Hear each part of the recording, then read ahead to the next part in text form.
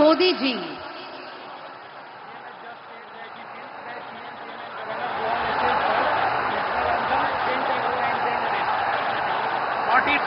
যে উঠেছে ব্রিগেডের এই রঙিন মঞ্চ।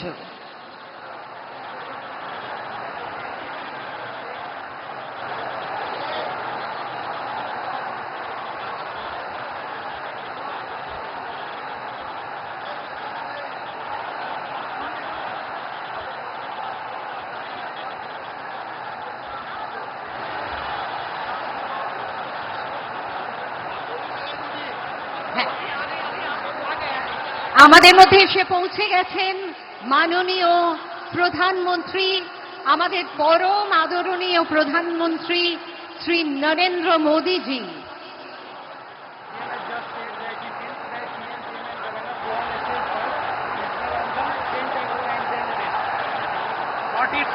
যে উঠেছে ব্রিগেডের এই রঙিন মঞ্চ।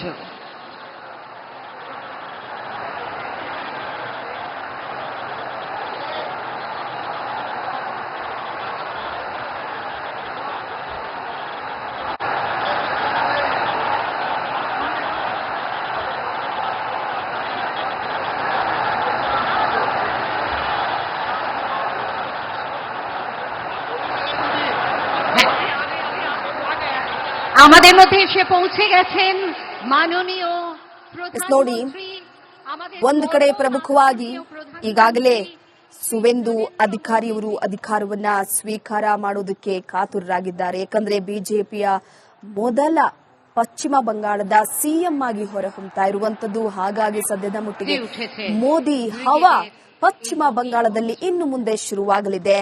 15 ವರ್ಷಗಳ ತೃಣಮೂಲ ಕಾಂಗ್ರೆಸ್ ಆಡಳಿತಕ್ಕೆ ಅಂತ್ಯ ಹಾಡಿ ಬಿಜೆಪಿ ಅಧಿಕಾರವನ್ನ ಸ್ವೀಕಾರ ಮಾಡುವ ಮುಖಾಂತರವಾಗಿ ಇವತ್ತಿಂದ ಬಿಜೆಪಿಯ ಭದ್ರಕೋಟೆಯಾಗಿ ಪಶ್ಚಿಮ ಬಂಗಾಳ ಬದಲಾಗಲಿದೆ. ಸೊ ಅದರ ಜೊತೆಗೆ ಮಮತಾ ಬ್ಯಾನರ್ಜಿಯವರ ವಿರುದ್ಧ ಈ ಹಿಂದೆ ಕೂಡ ಬಬಾನಿಪುರ ಕ್ಷೇತ್ರದಲ್ಲಿ ಜಯಗಳಿಸಿದ್ರು ಸುವೇಂದು ಅಧಿಕಾರಿ ಅವರು. ಬಿಜೆಪಿ ಶಾಸಕಾಂಗ ಪಕ್ಷದ ನಾಯಕರಾಗಿ ಕೂಡ ಆಯ್ಕೆಯಾಗಿದ್ರು. ಅದಾದ ಮೇಲೆ ಇವಾಗ ಸದ್ಯದ ಮಟ್ಟಿಗೆ ಸುವೇಂದು ಅಧಿಕಾರಿ ಅವರು ಪಶ್ಚಿಮ ಬಂಗಾಳದಲ್ಲಿ ಸಿಎಂ ಆಗಿ ಅಧಿಕಾರವನ್ನು ಸ್ವೀಕಾರ ಮಾಡ್ತಾ ಇರುವಂತದ್ದು. ಮುಂದಿನ ಆಡಳಿತದ ಅಲೆ ಹೇಗಿರುತ್ತೆ ಅನ್ನುವಂಥದ್ದೇ ಸದ್ಯಕ್ಕೆ ಪ್ರಶ್ನೆ. ಒಂದು ಕಡೆ ಪ್ರಧಾನಿ ಮೋದಿಯವರು ಈಗಾಗಲೇ ಪಶ್ಚಿಮ ಬಂಗಾಳಕ್ಕೆ ಆಗಮಿಸಿ ಅಲ್ಲಿರುವಂತಹ ಎಲ್ಲಾ ಅಭಿಮಾನಿಗಳತ್ತ ಕೈ ಬೀಸುತ್ತಾ ಭರವಸೆಯನ್ನ ಕೊಡ್ತಾ ಇದ್ದಾರೆ.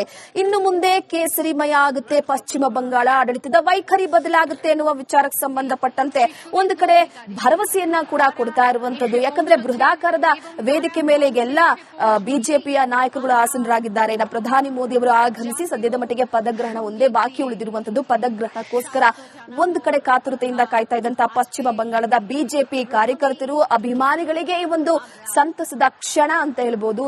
ಆ ಹಿನ್ನೆಲೆಯಲ್ಲಿ ಸದ್ಯಕ್ಕೆ ಪಶ್ಚಿಮ ಬಂಗಾಳದಲ್ಲಿ ಮೋದಿಯ ಅಲೆ ಇವತ್ತಿಂದ ಶುರುವಾಗಲಿದೆ. ಕೇಸರಿ ಬಾವುಟ ಇನ್ನೆಲ್ಲ ಕೂಡ ಪಶ್ಚಿಮ ಬಂಗಾಳದಂತ ರಾರಾಜಿಸಲಿದೆ.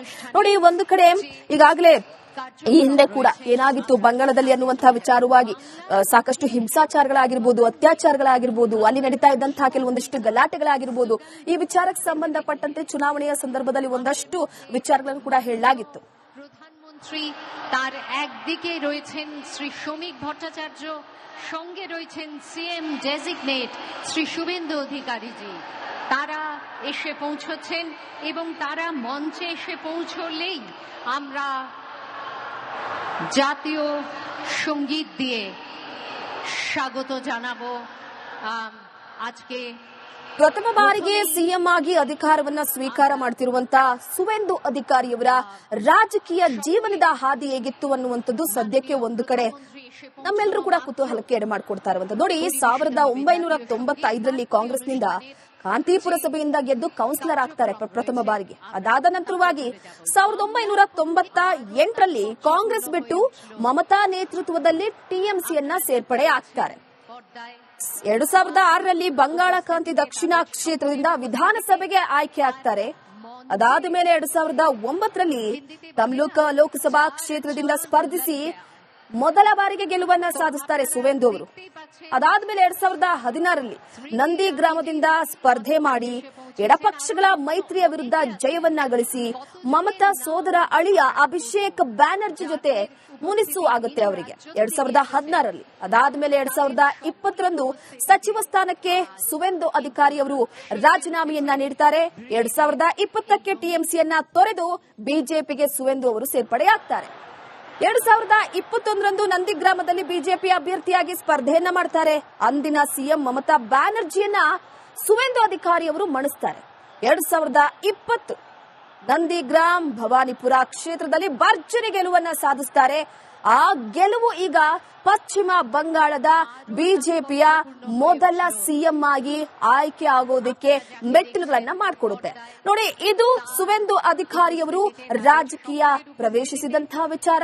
ಒಂದೊಂದೇ ಮೆಟ್ಟಿಲನ್ನ ಹತ್ತಿ ಸಿಎಂ ಸ್ಥಾನವನ್ನ ಈಗ ಅಲಂಕಾರ ಮಾಡ್ತಾ ಇರುವಂತದ್ದು. ಸೊ ಹಾಗಾಗಿ 1995ರಿಂದ 2026ವರೆಗೂ ಕೂಡ ರಾಜಕೀಯದ ಆ ಒಂದು ಹಾದಿ ಎಷ್ಟು ಮಟ್ಟಿಗಿತ್ತು ಅನ್ನುವಂತಹ ವಿಚಾರಕ್ಕೆ ಸಂಬಂಧಪಟ್ಟಂತೆ ಸೊ ಫೈನಲಿ ಅಂತೂ ಇಂತೂ ಪಶ್ಚಿಮ ಬಂಗಾಳದ ಸಿಎಂ ಆಗಿ ಅಧಿಕಾರವನ್ನ ಸ್ವೀಕಾರ ಮಾಡ್ತಿದ್ದಾರೆ.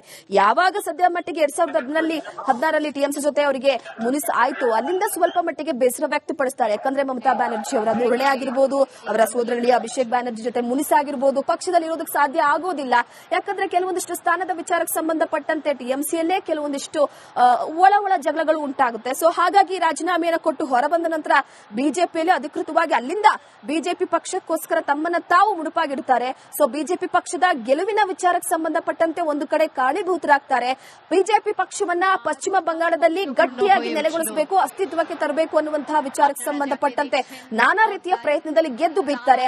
ಅದರಲ್ಲಿ ಒಂದು ಸೇರಿದ್ದಂಥದ್ದು ಮಮತಾ ಬ್ಯಾನರ್ಜಿಯನ್ನ ಸೋಲಿಸುವ ವಿಚಾರಕ್ಕೆ ಸಂಬಂಧಪಟ್ಟಂತೆ. ನೋಡಿ, ಅವರು ಸ್ಪರ್ಧೆ ಮಾಡಿದಂತಹ ಅವರ ಕ್ಷೇತ್ರದಲ್ಲೇ ಹೋಗಿ ಅವರು ಸ್ಪರ್ಧೆ ಮಾಡಿ ಮಮತಾ ಬ್ಯಾನರ್ಜಿ ಅವರನ್ನ ಸೋಲಿಸ್ತಾರೆ.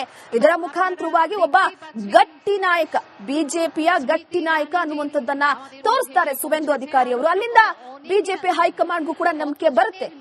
ಯಾಕಂದ್ರೆ ಪಶ್ಚಿಮ ಬಂಗಾಳ ಅಷ್ಟು ಈಸಿ ಆಗಿಲ್ಲ. ಆಗಾಗ ಹಿಂಸಾಚಾರಗಳು ನಡೀತಾ ಇರುತ್ತೆ, ಮಹಿಳೆಯರ ಮೇಲೆ ದೌರ್ಜನ್ಯಗಳು ನಡೀತಾ ಇರುತ್ತೆ, ಅತ್ಯಾಚಾರ ಪ್ರಕರಣಗಳು ನಡೀತಾ ಇರುತ್ತೆ, ಗಲಾಟೆಗಳಾಗ್ತಾ ಇರುತ್ತೆ. ಪ್ರತಿ ಚುನಾವಣೆಯ ಸಂದರ್ಭದಲ್ಲೂ ಕೂಡ ಹಿಂಸಾಚಾರ ಅತಿ ಹೆಚ್ಚಾಗಿ ಮುಗಿಲಿರುತ್ತೆ.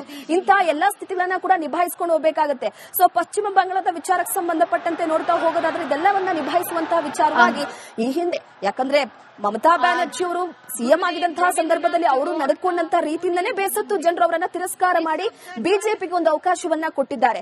ಸೊ ಬಿಜೆಪಿ ಚುನಾವಣೆಯ ಸಂದರ್ಭದಲ್ಲಿ ನೀಡಿದಂತಹ ಭರವಸೆಗಳ ವಿಚಾರಕ್ಕೆ ಸಂಬಂಧಪಟ್ಟಂತೆ ಅದನ್ನು ಈಡೇರಿಸಲೇಬೇಕಾಗಿದೆ. ಸೊ ಹಾಗಾಗಿ ಈಗ ಆ ಒಂದು ಎಲ್ಲಾ ಭರವಸೆಯ ನಂಬಿಕೆಯನ್ನ ಸುವೆಂದು ಅಧಿಕಾರಿ ಅವರು ಈಡೇರಿಸ್ತಾರಾ ಅನ್ನುವಂಥದ್ದು ಪ್ರಶ್ನೆ ಆಗಿದೆ. আজকে মঞ্চে উপস্থিত আছেন মাননীয় রাজ্যপাল শ্রী আর.এন. রবি। এদের সকলের উপস্থিতিতেই পুষ্পার্ঘ্য প্রদান করা হলো।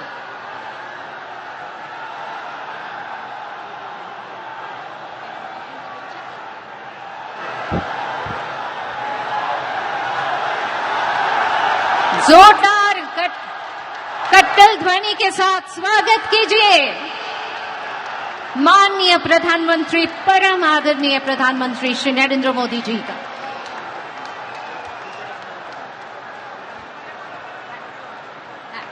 माननीय राज्यपाल उपस्थित आছেন श्री আর.এন. রবি, उपस्थित आছেন माननीय सीएम डेजिग्नेट श्री शुभेंदु अधिकारी। আমাদের মধ্যে উপস্থিত আছেন শ্রী শ্রমিক ভট্টাচার্য মহাশয়। আমি তাকে অনুরোধ জানাবো আজকে শ্রী মাখনলাল সরকার সম্পর্কে তিনি আমাদের বলবেন।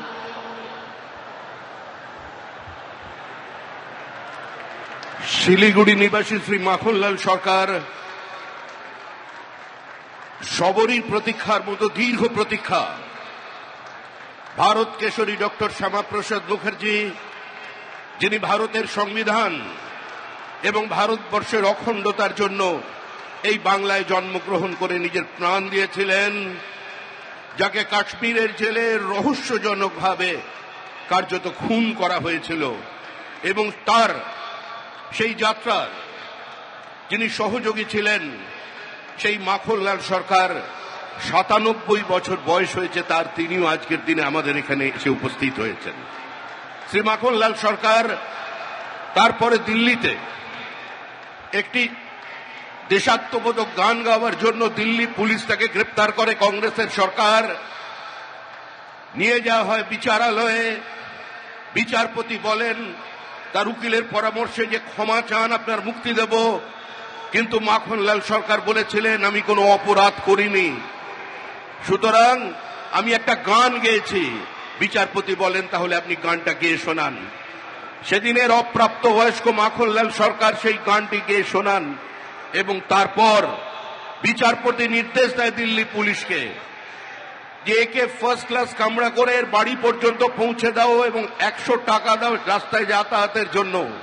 আজকে সেই মাখনলাল সরকার আমাদের মধ্যে আছেন, প্রধানমন্ত্রী তাকে সম্বোধন করবেন।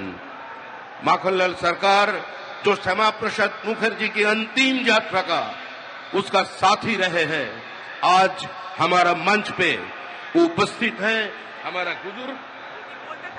हमारा बुजुर्ग जो जीवन में किसी का सामने सर नहीं झुकाया और ऐसे हजारों कार्यकर्ता का बलिदान और प्रतीक्षा का कारण आज इस पार्टी सत्ता में आए हैं।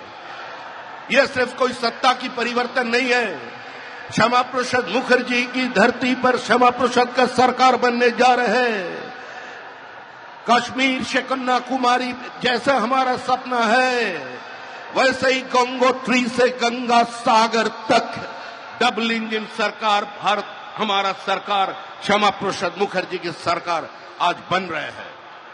ऐसी कितना माखनलाल सरकार ने अपने पूरा जीवन निछावर कर दिया, जिसका नाम जिसका पता किसी भी संवाद की सुर्खियों में नहीं है, किसी टेलीविजन चैनल में नहीं है, जिसका जीवन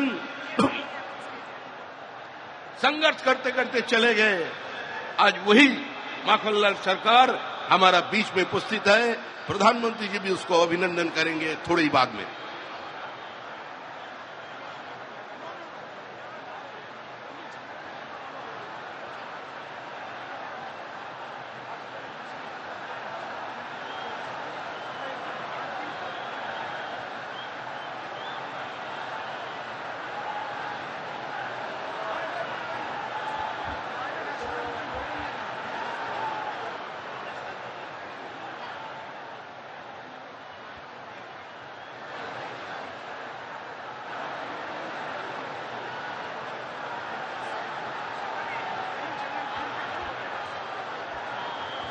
মাননীয় প্রধানমন্ত্রী শ্রী নরেন্দ্র মোদীজি, সেই সঙ্গে আছেন মাননীয় গৃহমন্ত্রী শ্রী অমিত শাহজি, আমাদের মধ্যে উপস্থিত আছেন মাননীয় রক্ষামন্ত্রী শ্রী রাজনাথ সিংজি এবং বহু রাজ্য থেকে বিশিষ্ট মানুষজন আজকে এখানে এসে উপস্থিত হয়েছেন।